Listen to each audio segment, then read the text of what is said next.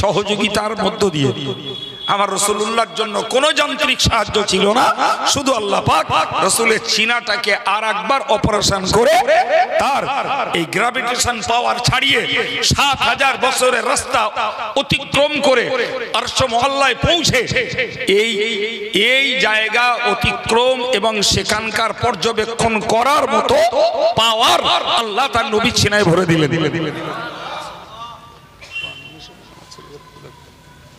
কত বোঝা গেল বাপ? হ্যাঁ, আমার বক্তব্য, তাহলে আল্লাহ যদি সিনাকে প্রশস্ত করে দেন, ভালো করে বুঝুন, সিনাকে যদি আল্লাহ প্রশস্ত করে দেন, তাহলে জমিন যে দায়িত্ব নিতে পারে না, পাহাড় যে দায়িত্ব নিতে পারে না, জি আসমান যে দায়িত্ব নিতে পারে না, সে দায়িত্ব রক্ত গোস্তের মানুষকে আল্লাহ নিয়েছেন। জোরে বলেন জি। যেখানে জিবরাইল আলাইহিস সালাম নূরের তৈরি ফেরেশতা পৌঁছাতে পারে না, সেখানে আমার রাসূলুল্লাহ অক্ষত অবস্থায় গেছেন আর এসেছেন। জোরে বলেন, এই পাওয়ার, এই শক্তি, এই সহযোগিতা কার দেওয়া? জোরে বলেন। সম্মানিত ভাইরা আমার, আমি আপনাকে খুব সূক্ষ্মতার সঙ্গে একটা কথা বোঝাবার জন্য এতক্ষণ বকছি। সেটা হলো এটাই, ভাই জানেন তো, আমরা এই দোয়া চাই, দোয়ায় বলি আল্লাহ আহির সাহেবের হায়াতকে বাড়িয়ে দাও, আল্লাহ হাফেজ মুস্তাইনের হায়াতকে বাড়িয়ে দাও। এরকম দোয়া চায় না বাপ? ইমাম সাহেবরা চায়, হুজুর সাহেবরা চায়। কি বলছেন? একটা ভুল ভেঙে নেন, জীবনে হায়াত বাড়ানোর দোয়া কবুল হয় না, একদম মারাত্মক ভুল। মনে করুন কারুর হায়াত ৮০ বছর, তো সবাই মিলে তার জন্য দোয়া করলো, তোর হায়াত ৮০ বছর ১ মিনিট হবে না বাপ। মন থাকবে না, ভুলে যাবেন, মাথা ঘুরছে। বলেন যে সারা জীবন শুনে আসতেছি হায়াত বাড়িয়ে দাও, হায়াত বাড়িয়ে দাও, আর হুজুররা দোয়া করে, আর এলো কাজ গেছে পুরো উল্টো কথা বলছে। আমি উল্টো বলি না বাবা, ঠিকই বলছি, আপনি শোনেননি বলে আপনার কাছে নতুন এবং উল্টো মনে হচ্ছে। আচ্ছা বলেন, যদি হায়াত বাড়ানোর দোয়া কবুল হয় বাবু, তাহলে সারা জীবন শুনে এলেন ইজা জা আজালুহুম ফালা ইস্তাখিরুনা সাআতান ওয়ালা ইস্তাখদিমুন, জি কারুর মৃত্যুর নির্ঘণ্ট যেটা বাঁধা ধরা টাইম, তার এক মুহূর্ত আকপিছ হবে না। তাহলে এই আয়াত পাকের মানে কোথায় নিয়ে যাবেন? অন্য আয়াত পাকে আল্লাহ বলেছেন ওয়ালা ইউআখিরুল্লাহু নাফসান ইজা জাআ আজালুহা, আল্লাহ বললেন যার যখন মরণের সময় চলে আসে, আল্লাহ ইমফাসিস দিয়ে, তাকিদ দিয়ে বলেছেন কখনো এক মুহূর্ত তা দেরি করা হয় না। কথা বোঝা গেল কি? তাহলে এই যে হায়াত বাড়ার দোয়া করছে ওগুলো কি? একটা হাদিসে আছে, হাদিসের শব্দটা এসছে লা ইয়াজিদু ফিল উমরি ইল্লা তাআ, এর বাংলা মানে হলো যে নেক কাজ ব্যতীত কারুর বয়স বাড়ে না। তাহলে এই হাদিস থেকে বোঝা যাচ্ছে, এই তো হুজুর আপনি বললেন বয়স বাড়ে না, এই হাদিস তো বলছে বাড়ে।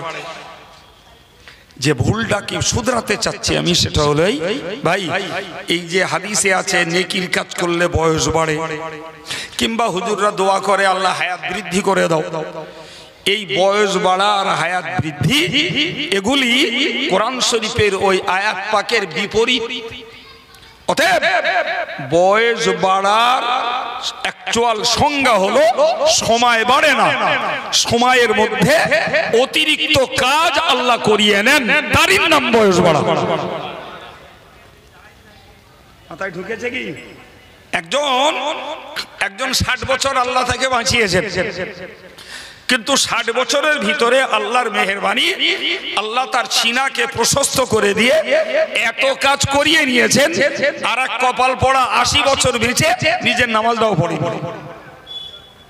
এরকম লোক আছে না নাই? উরির নাম বয়স বাড়া।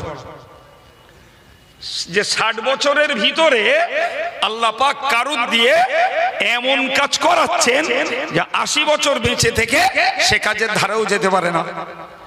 এরকম লোক আছে না নাই? গিজ গিজ করছে। ওই গ্রামে বলেন, আমার গ্রামে বলেন, যেখানে যান ও লোক পেয়ে যাবে। একই বয়স পেয়ে কেউ ৫ ওয়াক্ত নামাজ পড়ার সময় পায় না, একই বয়স পেয়ে কাজের দায়ে রোজা রাখার সময় পায় না। একই বয়স পেয়ে জি কেউ রোজগার করছে বৈধভাবে, আর একজন ডেভেলপমেন্টের জন্য অবৈধ রোজগার করছে। একই বয়স পেয়ে, একই বয়স পেয়ে একজন মসজিদের খিদমত করছে, সংসারও চালাচ্ছে, মাদ্রাসার খিদমত করছে, সংসারও চালাচ্ছে। একই বয়স পেয়ে একজন মসজিদ মাদ্রাসার হিতাকাঙ্ক্ষী কালেক্টর, সে দুয়ারে দুয়ারে ভিক্ষা করে করে আনছে, আবার নিজের সংসারটাও চালাচ্ছে। আর একজন ব্যক্তির 200 টাকা দিতে তার কলিজা কাঁপছে।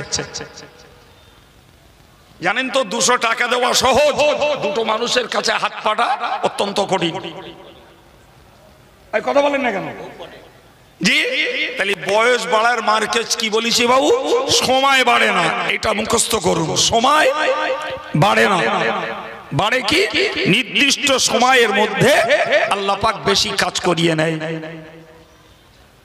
একই সময়ে একজন আলেম হলো, একই সময়ের মধ্যে তিনি তার ব্যক্তি জীবনের আমল ঠিক রাখলেন, আবার ওয়াজ নসিহত করলেন, আবার কিতাব লিখলেন, আবার তিনি জনগণের পাশে দাঁড়িয়ে জনহিতকর কাজ করলেন, আবার মসজিদ তৈরি করলেন, মাদ্রাসা তৈরি করলেন, মাদ্রাসার পরিচালন করে গেলেন ভাই, আবার আধ্যাত্মিকতার কাজ করলেন।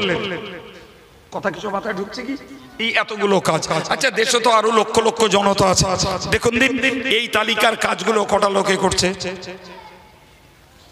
বলেন না? আমার কথা মাথায় ঢুকছে কিছু?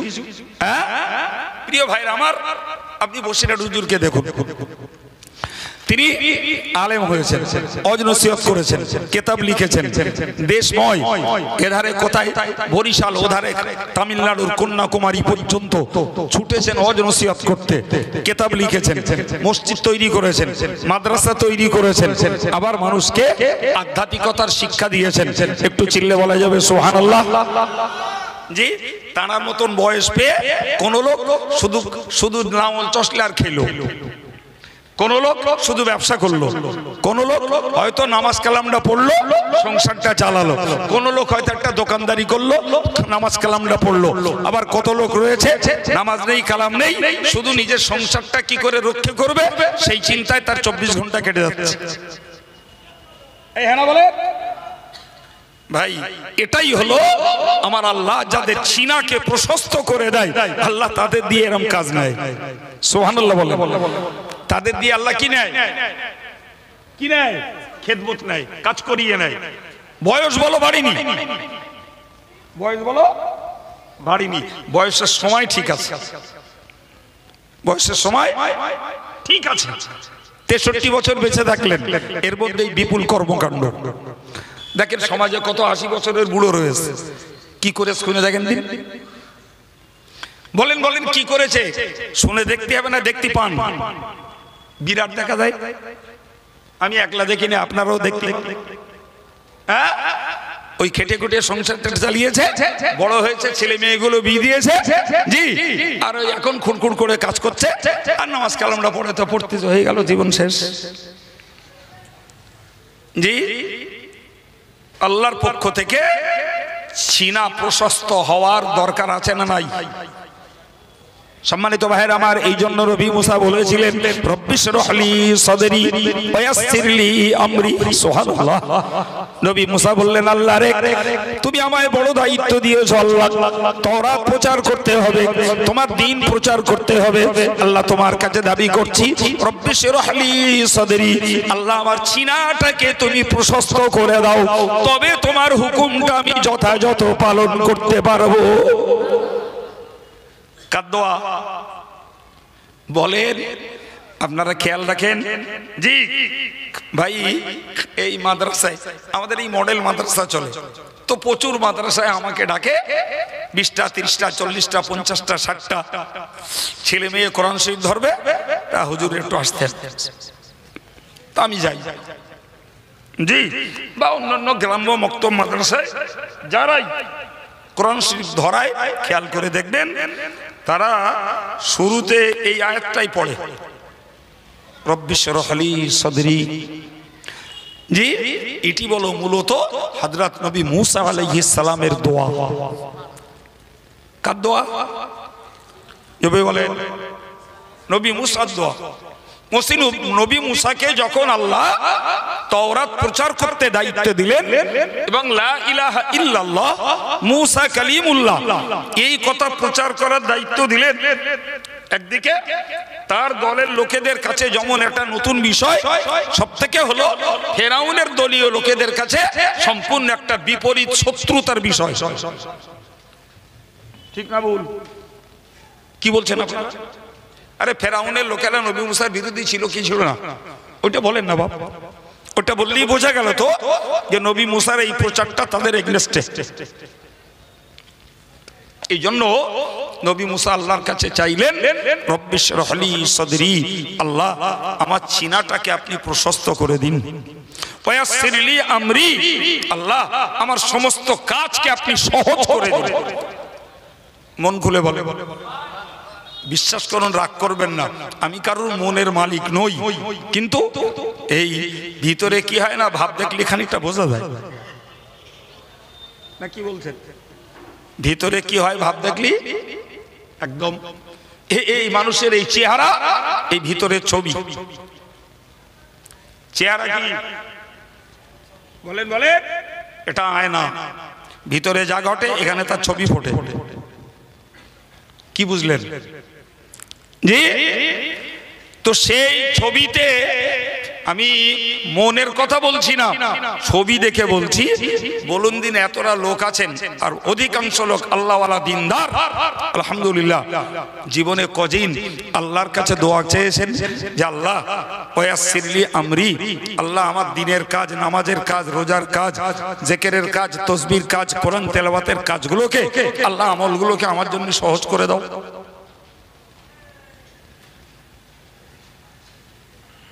রাগ করছেন আমার? আমাকে উত্তর দিয়ে আপনাকে অপমান হতে হবে আমি তা বলছি না। আপনি বিবেককে জিজ্ঞাসা করুন, যে দোয়াটা নবী মুসা চাইছেন ওই দোয়াটা আমাদের চাওয়ার দরকার আছে না নাই? কি বলছেন? ওই জীবনে চাইনি তো বাপ, এমনি নামাজ পড়ছি, রোজা রাখছি, দাড়ি রেখেছি, টুপি পরেছি, আল্লাহ বিল্লাহ করছি, মাশাআল্লাহ ভালো জিনিস। কিন্তু বলেন না, নবী মুসা তো নরমালে তাওরাত প্রচার করতে পারতেন, নরমালে তো কলেমার দাওয়াত দিতে পারতেন না? পারতেন না। কিন্তু আল্লাহর কাছে চাইলেন, আল্লাহ আপনি আমার সিনাকে প্রশস্ত করে দেন আর আমার এই দ্বীন প্রচারের কাজটাকে সহজ করে দেন। সুবহানাল্লাহ বলেন। কি গো বাবা, তাহলে মসজিদের দায়িত্বশীল যারা, মাদ্রাসার দায়িত্বশীল যারা, জি দ্বীনের দায়ী যারা ভাই, আর আমরা যারা দ্বীনদার, আমাদের সকলকে আল্লাহ পাকের কাছে সিনার প্রশস্ততার দোয়া আর আমাদের কাজগুলো সহজ হওয়ার দোয়া চাওয়ার দরকার আছে না নাই? দেখুন, যদি আমল করা যায় লাভ আমি দেবো, কে দেবে? আল্লাহ দেবে। আমার আল্লাহ বললেন, নবী রে তোমার সিনাকে প্রশস্ত করে দিয়েছি, এই সিনার প্রশস্ততির বিনিময়ে পাহাড়ের মতন ধৈর্য তুমি ধরেছো। লোকে গালি দিয়েছে, বদনাম দিয়েছে, কুৎসা রটিয়েছে, তারাই নবীকে কাফের বলেছে, নবীকে তারা দ্বীন ত্যাগী বলেছে, নবীকে তারা চরিত্রহীন বলেছে। সবকিছু অকপটে বরদাস্ত করে দিয়ে আমার নবী তার ডিউটি 16 আনা পালন করেছেন। জোরে বলুন। আল্লাহর কাছে কোনোদিন বলেননি, আল্লাহ দ্বীন প্রচার বড্ড কষ্টের, কোরআন প্রচার বড্ড কষ্টের, আল্লাহ তোমার দ্বীন প্রচার করছি আর তোমার বান্দারা আমার উপরে অত্যাচার করছে, তুমি যদি ওদেরকে প্রতিহত না করো, ওদেরকে যদি তুমি দমন না করো, কেমনে তোমার দ্বীন প্রচার করব? নাউজুবিল্লাহ। এই কথা নবীর জবানে কোনোদিন আসেনি। সুবহানাল্লাহ। কি গো, শুধু টাকা হলে মাসা চলবে? কথা বলেন না, শুধু টাকা দিয়ে মসজিদ চালানো যাবে? আল্লাহ সাহায্য করলে সহজ হবে। আল্লাহ সহজ সাহায্য যখন করবে, বান্দাদেরকে গলা ধাক্কান দিয়ে পাঠাবে, যান ওখানে যান। আর আল্লাহ যদি সাহায্য না করে, জি বান্দার কদম উঠবে না, বান্দার কদম উঠবে না। সুতরাং কৃতিত্ব ব্যক্তিগত কারণ নয়, এ নিয়ামত তো আল্লাহর, সুবহানাল্লাহ বলে। এ নিয়ামত কার? আল্লাহর। আমি অনেক মাদ্রাসাওয়ালাকে বলি, অনেকেই আমার কাছে অভিযোগ করে এই অভাব ওই অভাব সেই অভাব, এই হচ্ছে সেই হচ্ছে। বলে শোন, নিয়তটা সোজা কর, করে আল্লাহর জন্য কাজ কর। নিয়তটা সোজা কর। নিজের আমিত্ব, নিজের বড়াইত্ব এসব দেখানোর জন্য কাজ করিস না, কাজ বাধা আসবে। আল্লাহর জন্য কর, যেটা বাধা আসবে আল্লাহ ছাড়িয়ে দেবে। সোজা সাপটা কথা। যতক্ষণ নিজের চিনাটাকে আল্লাহর জন্য বরাদ্দ না করবি, ততক্ষণ ওই সমস্যায় ভুগতে হবে। প্রিয় ভাইরা আমার, এরপরে আমার আল্লাহ নবীকে বললেন, নবী হে, তোমার ঘাড়ে যে দ্বীন প্রচারের, কোরআন প্রচারের যে বোঝা ছিল, তোমার এই পাহাড়ের মতন ধৈর্য এবং দায়িত্ব পালনের বিনিময়ে আমি আল্লাহ তোমার ঘাড়ের উপর থেকে বোঝাটা নামিয়ে দিলাম। আর একটু জোরে বলে, বোঝা নামিয়ে দিলাম। বোঝা নামিয়ে দিলে কি হলো? কোরআনের আরেকটা সূরা শুনতে হবে, তাহলে বোঝা যাবে। আল্লাহ বলেছেন, ইযা জা নাসরুল্লাহি ওয়াল ফাতহু, ও বান্দা তোমরা মনে রাখো, যখন আসবে আল্লাহর সাহায্য, আল্লাহর পক্ষ থেকে যখন সাহায্য আসবে, আল্লাহর পক্ষ থেকে যখন বিজয় আসবে, তখন তুমি মনে করবে আরাইতান নাস ইয়াদখুলুনা ফি দীনিল্লাহ, তখন তুমি দেখবে লোকেরা ফি দীনিল্লাহি আফওয়াজা, দলে দলে দলে দলে ইসলামের ভিতরে বিনা চেষ্টায় ঢুকে পড়ছে। আর একটু চিল্লে বলে, গোড়ায় কি বলেছে? আল্লাহর সাহায্য আর আল্লাহর বিজয় যখন আসবে, তখন মানুষদের পিছনে তেল মলতে হবে না, খোসামত করতে হবে না। মানুষ তখন অকাতরে দলে দলে দ্বীনের মধ্যে ঢুকবে। সুবহানাল্লাহ। তাহলে যদি মানুষকে কোনো কাজের প্রতি আকৃষ্ট করতে হয়, তাহলে আগে চাইতে হবে কার কাছে? আল্লাহর কাছে সাহায্য চাইতে হবে, আল্লাহর কাছে বিজয় চাইতে হবে। আল্লাহর দরবারে যদি একবার পাশ হয়ে যায় ভাই, তখন মানুষকে আর কেউ ধরে রাখতে পারবে না। মানুষকে ধরে রাখতে পারবে না। বাবা গাল দিয়ে, সমালোচনা করে, বিরোধিতা করে, হারাম ফতোয়া দিয়ে কোনো কিচ্ছুতেই মানুষকে ধরে রাখা যাবে না।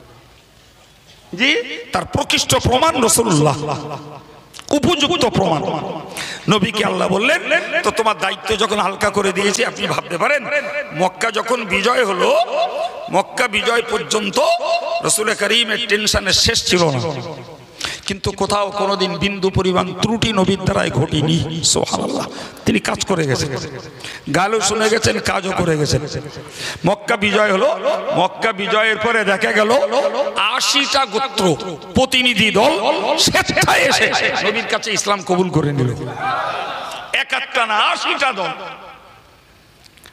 আল্লাহ বললেন, নবী তোমার দায়িত্ব যখন আমি হালকা করে দিয়েছি, তোমার অন্য কাজ করতে হবে। এবার ওই পর্যন্ত মনে রাখুন।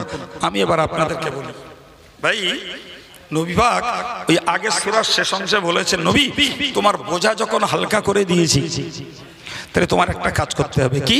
ফাইযা ফারাগতা ফানসাব ওয়া ইলা রাব্বিকা ফারগাব। নবী তুমি আরো বেশি বেশি করে, তুমি যখন দায়িত্ব থেকে অবসর পাচ্ছ, তাহলে বেশি করে তুমি দ্বীনের উপরে প্রতিষ্ঠিত হও। ও ইলা রাব্বিকা ফারগাব, যে নবী টোটাল টাইমটাই জিকিরে কাটতো, সেই নবীকে আল্লাহ বলছেন তোমার রবের দিকে আরো বেশি তুমি আগ্রহী হও। আমি এতগুলো মানুষকে এই আয়াত তুলে, তাফসীর তুলে আপনাদেরকে বোঝাতে চাইছি, বাবু বিয়াদবি নেন না, সত্যকারের কথা, বাস্তবটা ভাবুন। ভাই আমরা অধিকাংশ মানুষ গরিব, অধিকাংশ মানুষ গরিব। দারিদ্রতার কারণে জি সেই জোয়ানি জীবন থেকে খেটে খেটে খেটে খেটে ছেলেপেলেদের লেখাপড়া শেখানো, ছেলেপেলেদেরকে মানুষ করে তোলা, তাদেরকে স্বাবলম্বী করে তোলা, তাদেরকে বিয়ে থাওয়া দেওয়া, জি এই সব কাজগুলো আমাদের করতে হয়েছে। ভাই এখন যখন ঘর বাড়ি বেঁধে ফেলেছি, ২-৪ বিঘা জমি কিনে ফেলেছি, ছেলে পেলেদের স্বাবলম্বী করে প্রতিষ্ঠিত করে দিয়েছি, তাদের বিয়ে থাওয়া দিয়েছি, বেয়াদবি নানান একটু বলেন তো, এই কোরআন যে আল্লাহর নবীকে যে কথা বললেন, তোমার যখন দায়িত্ব বোঝা হালকা করে দিলাম, এবার তুমি তোমার রবের দিকে বেশি করে আকৃষ্ট হও এবং দ্বীনের উপরে প্রতিষ্ঠিত থাকো। ভাই আমাদের পদ্ধতিটা কি? বলেন বলেন। আমাদের পদ্ধতি হলো যে বুড়ো হয়ে গেছে বলে মনে করছে আর কদিন বাঁচবো, খেটে খুটে দেয় ছেলে পেলেগুলো সুখী থাকতে। আর ছেলে পেলে মনে করছে যে বাপ আর কদিন বাঁচবে, যতটা করে দেয় ততটাই লাভ। হ্যাঁ না বলেন? হ্যাঁ। কিন্তু নবীর ফর্মুলা আল্লাহ কি দিলেন?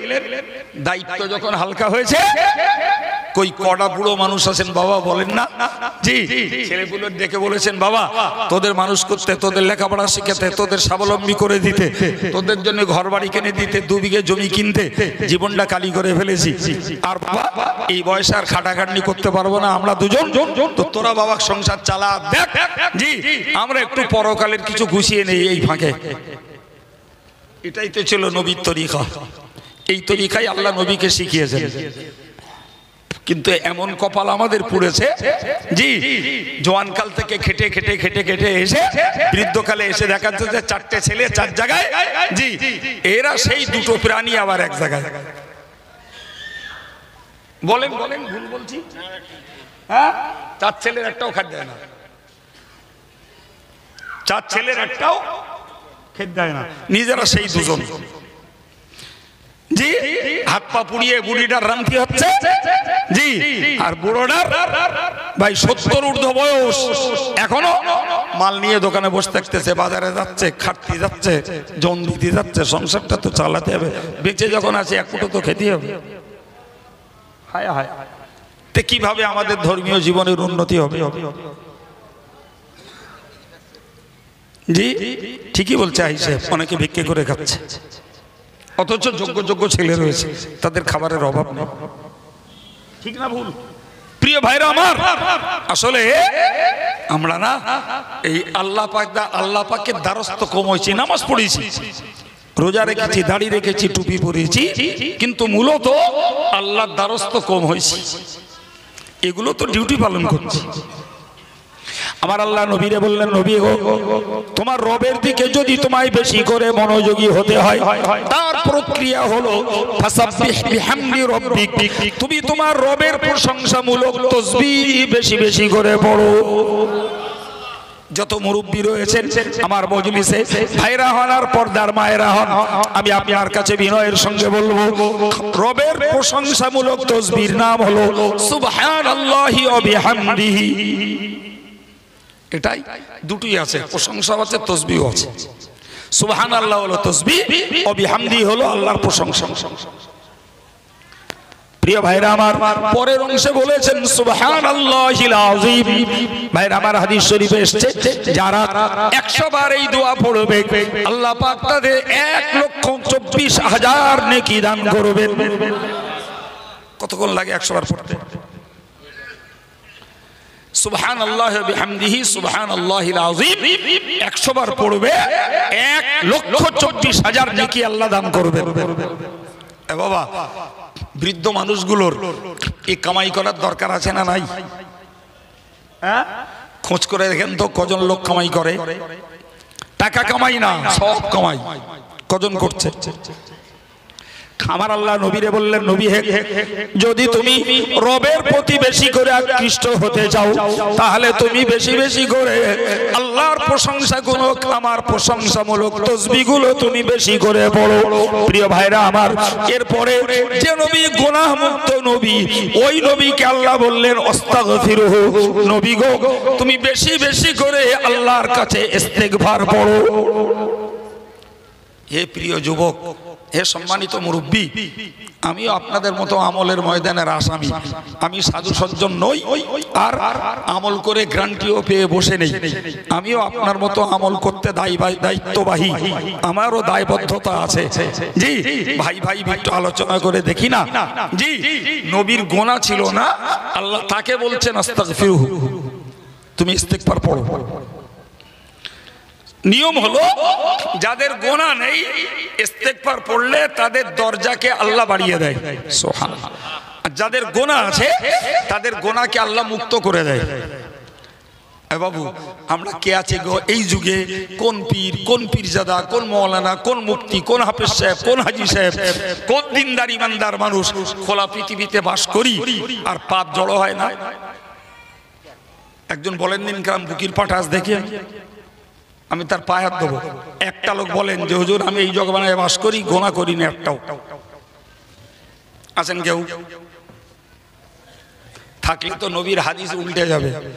নবী বলেছেন যারা পানিতে পা দেয়, হে সাহাবীরা, পানিতে পা দেবে অথচ পা ভিজবে না, এটা কি হতে পারে? সাহাবেরা বললেন হুজুর না তো, পানিতে পা দিলে তো পা ভিজবে।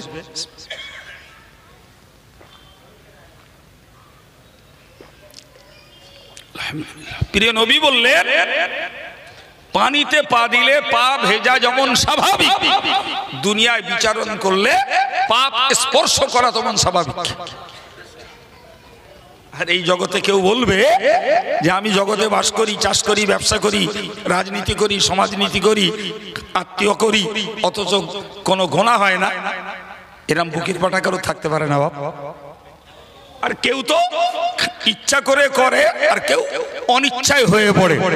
জি, তো আমরা দেখছি সমাজ জীবনে সাধারণ মানুষ তো দূরের কথা, ইচ্ছা করে করে পীর সেজে, পীরজাদা সেজে, মৌলানা সেজে, মুফতি সেজে তারা শুধু গাল ফজিয়াত, কুৎসা, বদনাম, গীবত, গেল্লা করি পাপের পাহাড় জমাচ্ছে, আর অন্ধ ভক্তগুলোরে পাপের দিকে ঠেলে দিচ্ছে। এরা মনে করতেছে নাউজুবিল্লাহ কোরআনে উল্টো পাল্টা কিছু থাকতে পারে, হুজুর যা বলছে কোনো উল্টো না গো, হুজুর একদম খোদ ফেরেশতা যা বলছে সব আল্লাহর বার্তা, নাউজুবিল্লাহ। আর ওইরকম লোকও বলছে। এই কথা বুঝতে পারছেন না? জি, আচ্ছা বলেন দিন, একজন লোক, আমি উদাহরণস্বরূপ বলছি, ওসব নিয়ে টেনশন করি না। একজন লোক আমারে বলছে যে এ আমিরুস শয়তান, এ শয়তানের নেতাও। আর একজন এক ব্যক্তি বলল যে এ মুশরিক। আচ্ছা বলেন, এর যারা ভক্ত অনুরক্ত তারা বিশ্বাস করে নিল আমার গা হুজুর বলেছে অমুক সাহেব মুশরিক, আমার গা হুজুর বলেছে অমুক সাহেব কাফের, আমাদের হুজুর বলেছে অমুক সাহেব শয়তানের আমির। ও সেইটা বিশ্বাস করলো, ও সেইটা বিশ্বাস করলো। এবার পাপ হবে না? হবে না? আপনাদের কি মনে হচ্ছে হবে না? না হবে না? জি, তাহলে নিজেও পাপী হচ্ছে আর এই সাধারণ নিরীহ মানুষগুলোকে পাপের দিকে ঠেলে দিচ্ছে। জি, এবার বলেন আমাদের ইস্তেগফার আল্লাহর কাছে অন্যায় করলে তো করাই লাগবে, আর মানুষের কাছে যে অন্যায়গুলো করছি ওই ক্ষমাটা তো আল্লাহ করবে না যতক্ষণ মানুষের কাছে মাপ না নেব। টেনশন কোথায় আমাদের? নো টেনশন, কোনো চিন্তা আমাদের নেই, কোনো চিন্তা আমাদের নেই। আপনি কি ভাবছেন নামাজ পড়লেই জান্নাতে যাওয়া যাবে, রোজা রাখলেই জান্নাতে যাওয়া যাবে, দাড়ি রাখলে, টুপি পরলে? নেবার মিথ্যা কথা। যদি কেউ বলে থাকে যে নামাজ পড়লে, রোজা রাখলে, টুপি পরলে জান্নাতে যাওয়া যাবে, আমি পরিষ্কার বলছি ও কোরআন পড়েও না, বোঝেও না। প্রিয় ভাইরা আমার, যদি জান্নাতে যেতে হয় তাহলে নামাজ, রোজা, হজ, যাকাত, জিকির, তাসবিহ এগুলো যেমন চাই, পাল্টা নিজের লাইফ থেকে সমস্ত অন্যায় কাজ আর কথাগুলোকে বাদ দিতে হবে, তবে জান্নাত যাওয়া যাবে। মাথায় ঢুকেছে কিছু না ঢুকিনি? হ্যাঁ, শুধু নামাজ পড়লে হবে না বাবু, পাল্টা এই বিরোধী জিনিসগুলো জীবন থেকে বাদ দেওয়া লাগবে। আর যদি মনে করি বাদ তো দিতে পারিনি, কিছু তো অন্যায় অপকর্ম আকাম কুকাম করিয়ে ফেলেছি, তাহলে ওই নবীকে যে শিক্ষা দিয়েছেন আল্লাহ ওয়াস্তাগফিরুহু, ক্ষমা চাও। নবীর জীবনীতে এসেছে কানা রাসূলুল্লাহ সাল্লাল্লাহু আলাইহি ওয়াসাল্লাম ইস্তাগফিরু ফি কুল্লি ইয়াউমিন 70 মাররা ও ফি রিওয়ায়াতিন 100 মাররা। রাসূলুল্লাহ প্রত্যেক দিন কমে 70 বার, উপরে 100 বার করে আল্লাহর কাছে ইস্তেগফার পড়তেন। বাবু আমাদের কতবার পড়লি ওই ঘাটতি পূরণ হবে? রাসূল তো 70 বার পড়তেন। আমাকে তো দিনে নিজের টানে 7 বার পড়ার রেকর্ড আছে কিনা সবার মধ্যে সন্দেহ আছে। আমরা ইমাম সাহেব দোয়া করলি অতি আমিন বলে সাপোর্ট দিয়ে দেই, কিন্তু নিজের টানে নিজের গোনার কথা স্মরণ করে আল্লাহ পাকের কাছে ক্ষমা চাই নিজস্ব চিন্তায়, এ মানুষের সংখ্যা কম। এই হ্যাঁ না বলেন? ওই শবে বরাত চলে গেল, মসজিদ ভরা লোক, মনে করলে ইমাম সাহেব আজকে দোয়া করে ঝেঁকে দেবে, একদম সব বেকসুর খালাস হয়ে যাব। আর কিছু চ্যাংড়া মনে করলো ওসব কিচ্ছু করতে হবে না, নারাই তাকবীর আল্লাহু আকবার, বসে হুজুর জিন্দাবাদ। ওখানে হুজুর ধামাই করে বসে রয়েছে, গেলেই মুঠো বেঁধে দিয়ে দেবে, নে চলে আসবো। এই কথা বলছেন না কেন? এ নাদানদের এতটুকু হুঁশতাল নেই যে কবর জিয়ারত করা মুস্তাহাব, ও না করলেও গোনা হয় না, কিন্তু নামাজ ফরজ, এ না পড়লি কবিরা গোনা হয়, জাহান্নামে ভুগতে হয়, এ চেতনা এদের নেই। এই বলেন বলেন জি প্রিয় ভাইরা আমার, তো আমি আপনাদেরকে দুটি সূরার সমন্বয়ে যে তাফসীরগুলো আপনাদেরকে শুনিয়েছি, ভাই আমাদেরকে সিনা প্রশস্তের জন্য দোয়া চাইতে হবে, কাজ সহজ হওয়ার জন্য আল্লাহর কাছে দোয়া চাইতে হবে, এবং আল্লাহর সাহায্য আর আল্লাহর বিজয় আমাদেরকে হার প্রতিদিন কামনা করতে হবে, যে যে দায়িত্বের লোক আছে, এবং আমাদেরকে বেশি বেশি করে আল্লাহর প্রশংসামূলক তাসবিহ পড়তে হবে, এবং আমাদেরকে যথারীতি, আচ্ছা আমারে তোমরা ছেলে মানুষ মনে করো, হ্যাঁ মনে করো এখন অবদায় আমার ওরা টাকাটা দিলে কেন জানেন তো, ও টাকা দিয়ে বোঝাতে চাচ্ছে আমি না চাইতে দিচ্ছি, মানে তোমার চাইতে হবে, এ মনে করে এরা কাইম সাহেব জীবনে লেখাপড়া শিখিনি। প্রিয় ভাইরা আমার, তো আমি আপনাকে বোঝাতে চাইলাম যে এই কাজগুলো আমাদের ডিউটি। বাবা যদি আমরা ইস্তেগফার পড়তে পারি, তাসবিহ পড়তে পারি, আল্লাহ বলেছেন ইন্নাহু কানা তাওয়াবা, নিশ্চিত আল্লাহ পাক ক্ষমা প্রার্থনাকারীর ক্ষমাকে অতিরিক্ত অতীব আল্লাহ কবুল করেন। সম্মানিত ভাইরা, আল্লাহ যতটা নসিবে রেখেছেন, তবে আমি 9টা পর্যন্ত থাকবার নিয়েতে কথা বলেছিলাম জি, তবে এ কথাটা ভুলে যাইনি যে এরা আমার দিয়ে ভিক্ষা করাবে, এটা আমার জানাই ছিল। ও কেউ না বললু, আর আমার অঙ্ক না শেখালু, 100 টাকা দিয়ে অঙ্ক শেখাচ্ছে আমার, আর কি ও না শেখালেও আমি জানি ভাই। তো আমি আপনাদের কাছে সময় যতটুকু আল্লাহ আজকের জন্য দিয়েছেন, একটা কমপ্লিট বক্তব্য এই সময়ের মধ্যেই আপনাদেরকে শোনাবার চেষ্টা করেছি জি ভাই। এরপরে আমার দাবি প্রতিষ্ঠানটা চলে, সুতরাং দান আপনারা করেন জি, আর আমি সেই দান চাহিদার জন্য একটু খেদমত প্রতি বছরই আসলে করি, আজকে একটু দাবি করছি 500 টাকা, 200 টাকা, 100 টাকা, 20 টাকা, 50 টাকা, আল্লাহ যার যেমন তাকাত দিয়েছেন। আর কেউ যদি মনে করেন আমি 1000 টাকা ওয়াদা রাখবো কি 500 টাকা ওয়াদা রাখবো, একটু আসুন বাবু, একটু আসুন জি, যত তাড়াতাড়ি আমাকে বিদায় করবেন। এদের প্রোগ্রামে আর কোন বক্তা আছে আমি জানি না, তাদের ওয়াজ নসিহত আপনারা শুনতে পাবেন জি, একটু আসুন।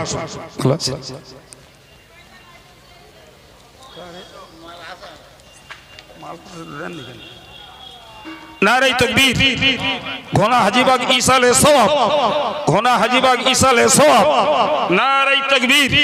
দাতাগণ, দাতাগণ, সিলসিলায়ে মুজাদ্দিদে জামান, অল ইন্ডিয়া সুন্নাতুল জামাত জিন্দাবাদ, নারায়ে তাকবীর, আল্লাহু আকবার, মাশাআল্লাহ, নারায়ে তাকবীর, নারায়ে তাকবীর। হাজীবাগ মহান ইসালে সওয়াব, হাজীবাগ মহান ইসালে সওয়াব, অল ইন্ডিয়া সুন্নাতুল জামাত, নারায়ে তাকবীর। আসেন বাবা, এখনো অনেক লোক আছেন জি, যদি মনে হয় টাকা নি, আচ্ছা না থাক, আপনাদের সঙ্গে প্রত্যেকদিন তার আমার দেখা হয় না, খালি হাতে আসেন না, একটু মোসাফাও করেন, আমারও ছগিরা গোনা ঝরুক, আপনারও ঝরুক, আসেন না জি। যদি মনে হয় কাছে পয়সা নেই, কোনো টেনশন নেই জি, আমরা ওরা বুঝুন না যে পয়সা না দিলে মুসাফা করা যায় না।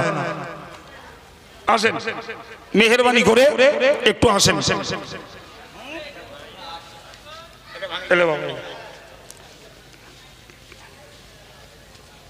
আসেন বাবা, আল্লাহ সকলের দানকে কবুল করুন, দানের বিনিময়ে আল্লাহ মনস্কামনাকে সফল করুন, হায়াত কিসমতে আল্লাহ বরকত দিন, দানের বিনিময়ে আল্লাহ দুর্গতি থেকে দাতা এবং পরিবারের সকলকে আল্লাহ হেফাজত করে দিন রব্বুল আলামিন। দানের বিনিময়ে আল্লাহ সকলকে হাসরের মহাময়দানে জাহান্নামের আগুন থেকে নাজাত নসিব করে দিন, জোরে বলুন আমিন। নারে তাকবীর।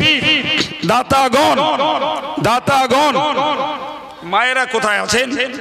আমি কমিটির ছেলেদেরকে বলবো মায়েদের কাছ থেকে একটু ঘুরে আসার জন্য। আশা করি তারাও বঞ্চিত করবে না, তারা জানে হাজীবাগ ইসলামী সাহাবে মাদ্রাসা চলে এবং এখানে কালেকশন হয়। আমি আব্দুল কাইয়ুম পয়সা চাই, সবাই খবর রাখেন। বাবু একটু আল্লাহর রাস্তে, আল্লাহর রাস্তে সকলেই সহযোগিতা করুন, পিছপা হবেন না, পিছপা হবেন না, একটু এগিয়ে আসুন বাবা। নারায়ে তাকবীর, নারায়ে তাকবীর। হাজীবাগ মহান ইসলামের সওয়াব, হাজীবাগ মহান ইসলামের সওয়াব সিলসিলায়ে হক ফুরফুরা শরীফ। নারায়ে তাকবীর। সম্মানিত ভাইরা, যুবকেরা, বাবা যদি কাছে কিছু দেওয়ার মতন থাকে একটু দিয়ে রাখুন। ভাই আমি আপনাদের কাছে অল্প সময়ের জন্য দাবি করছি, বাবু একটু বলেন না 1000 টাকা দেবেন, একটু বলে 1000 টাকা দেবেন, 500 টাকা দেবেন। হ্যাঁ, আনারুল গাজী আগামী বছরের জন্য 500 টাকা, জোরে বলুন মারহাবা। নারে তাকবীর।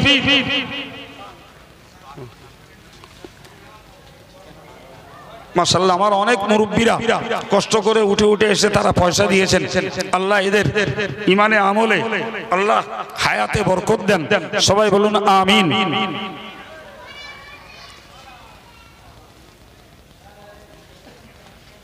বলেন বাবু, আনারুল ভাই 500 টাকা বলেছেন। মাশাআল্লাহ, আমারে ভাই নগদ 1500 টাকা দিয়েছেন। আলহামদুলিল্লাহ, আল্লাহ কবুল করুন, বলুন আমিন। বলেন 1000 টাকা দেবেন, একজন ভাই বলেন 1000 টাকা দেবেন বাবা। 1000 টাকা অনেকে দেন তো।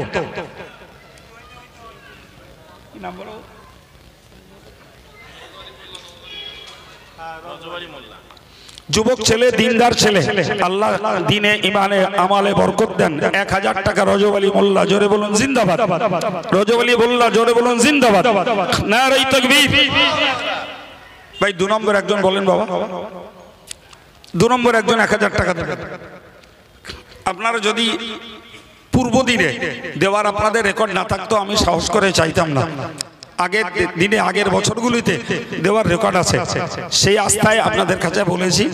2 নম্বরে বলেন 1000 টাকা দেবেন। কত? মাশাআল্লাহ, আমি 1000 চেয়েছি। রুহুল আমিন ভাই 2000 টাকা, জোরে বলুন মারহাবা। নারে তাকবীর, নারে তাকবীর।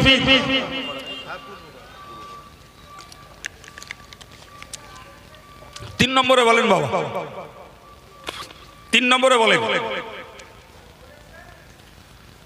আলহামদুলিল্লাহ, 3 নম্বরে বলেন 1000 টাকা দেবেন।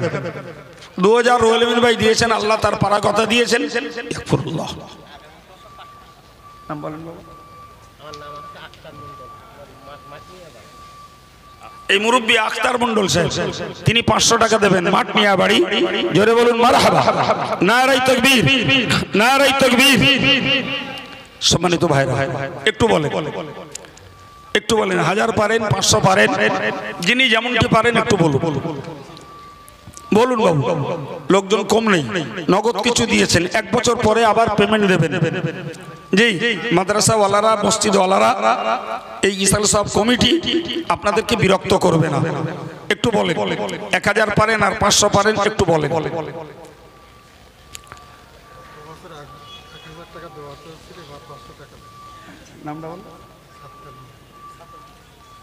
মুরব্বী সত্তার মন্ডল সাহেব গত বছর 1000 টাকার ওয়াদা করেছিলেন, সেটা শোধ করেছেন। আগামী বছর 500 টাকা দেবেন। আচ্ছা, মাশাআল্লাহ। আমার এই ভাই তিনি হজ পাকের নিয়ত করেছেন, 500 টাকা দিয়েছেন। আমরা মজলিস থেকে সবাই দোয়া চাই আল্লাহ পাক সহি সালামতে তার হজের কাজকে সম্পন্ন করান, বলুন আমিন। আমার এক ভাই কোরআন শরীফ দিয়েছেন, আল্লাহ তার নিয়তকে পূরণ করেন, বলুন আমিন। ইয়াকফিরুল্লাহ। আর আরেক ভাই নগদ তিনি 400 টাকা দিয়েছেন, আলহামদুলিল্লাহ, আল্লাহ কবুল করুন। নারায়ে তাকবীর। আমাদের আরেকজন দিনদার ভাই 50 টাকা দিয়েছেন, একটু বলেন বাবু। 3 নম্বরে 1000 টাকা কিংবা 500 টাকা কে পারেন একটু বলেন। যদি কেউ মনে করেন 25 কিলো চাল দেবো তাও বলেন।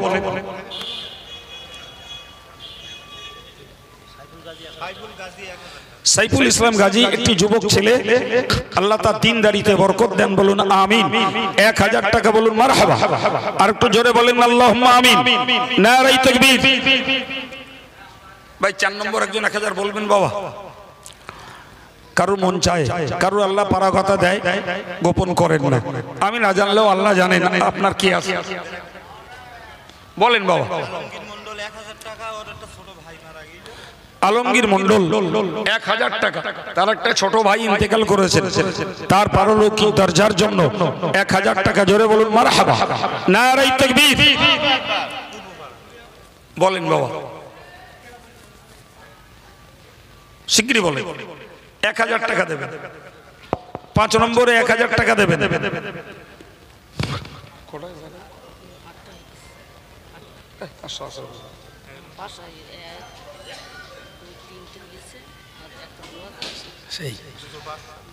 হিসেব আছে। 5 নম্বরে 1000 বলেন বাবা। একজন ভাই 2000 দিয়েছেন, এক্সট্রা ধরুন। 5 নম্বরে 1000 বলুন।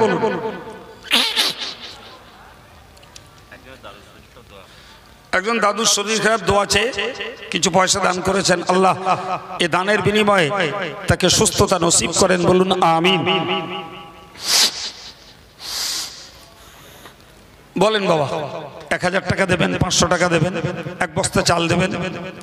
যিনি যেভাবে পারেন একটু সহযোগিতার হাত বাড়ান। পরে নিশ্চয়ই কেউ কালেকশন করবে, হয়তো সেখানে দেবেন। তো রাশেদ মন্ডল 1000 টাকা, জোরে বলুন মারহাবা। নারায়ে তাকবীর। নারায়ে তাকবীর। মাশাআল্লাহ। 6 নম্বরে 1000 টাকা বলবেন বাবা কেউ। 6 নম্বরে 1000 বলেন, একটু বলেন। জওয়ান ছেলেরা, কর্মী ভাইরা, আল্লাহ কাদের কি রোজগারের রাস্তা দিয়েছেন, পারাগতা থাকলে সময় করে আদায় করবেন, একটু বলেন। প্রাণ খুলে একটু দরুদ শরীফ পড়েন। আল্লাহুম্মা সাল্লি আলা সাইয়্যিদিনা মাওলানা মুহাম্মদ ওয়া আলা আলি সাইয়্যিদিনা মাওলানা মুহাম্মদ। কেউ আছেন বাবা? না থাকলে আমি মাইক ছাড়ি, পরে যে বক্তা দিয়ে কালেকশন হয়, আল্লাহ চায়, আল্লাহ নসিবে মঞ্জুর রাখে, দেবেন। আমি বিদায় নেওয়ার আগে আপনাদেরকে বলবো, জানেন তো জামিয়া চালাতে এবছর খরচ হয়েছে 1,75,00,000 টাকা।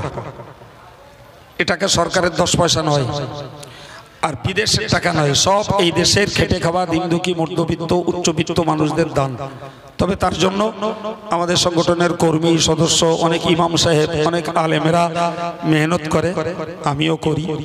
আল্লাহ এই বিরাট প্রতিষ্ঠানকে চালিয়ে দিচ্ছেন এইভাবেই আপনাদের মতো মানুষদের সহযোগিতা। আমি রমজান মাসটা, সারা মাসটা বিশ্রাম পাই না, তবে এদিকে আসি মাত্র এই লক্ষণকাঠি, ফতোরাটি, এই জায়গা দুটোতে আমি একটা রোজার দিন আসি, এদের আর আসা হয় না।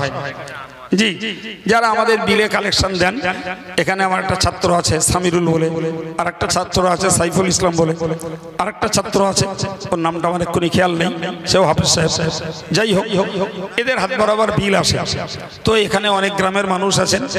আমি একটা দাবি রাখছি বাবু, রমজান মাসে মানুষ যাকাত দেয়, ফিতরা দেয়, এবং অনেক মানুষ অতিরিক্ত সওয়াবের আশায় নফল দান করলে ফরজের মতো সওয়াব হয়। সুবহানাল্লাহ। জি, তো যদি কোনো ভাইয়ের মন চায় 25 পাতার বিল আছে রমজান মাসের কালেকশনের জন্য, পারলে আমার গাড়িতে আছে। কার কোন এলাকা আছে বাবা, যদি কারোর মনে হয় যে 25টা লোকের কাছ থেকে আমি কালেকশন করতে পারবো, একটা বিল একটু নেওয়ার জন্য অনুরোধ করছি। জানেন তো যাকাত ফিতরের পয়সা মসজিদে চলে না, গ্রামের গরিবদেরকে দিতে হবে আগে।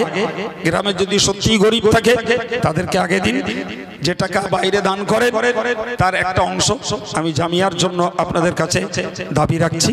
যদি কোনো ভাইয়ের দিল চায় যে একটু রমজান মাসে এই খেদমতটাও করে দিতে পারবো, তাহলে আমার গাড়ি থেকে একটা বিল নেওয়ার জন্য দাবি রেখে আপনাদের সুস্থ সমৃদ্ধি কামনা করে আমার নিজের জন্য আপনাদের কাছে দোয়া চেয়ে বিদায়। ফারুক শাহজি ভাই 1000 টাকা, জোরে বলুন মারহাবা।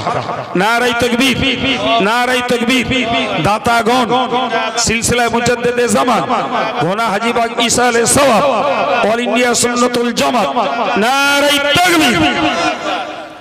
আসসালামু আলাইকুম। দুরূদ শরীফ আল্লাহুম্মা। আলহামদুলিল্লাহ, আপনারা যে যেখানে বসে আছেন স্বাভাবিকভাবে আমরা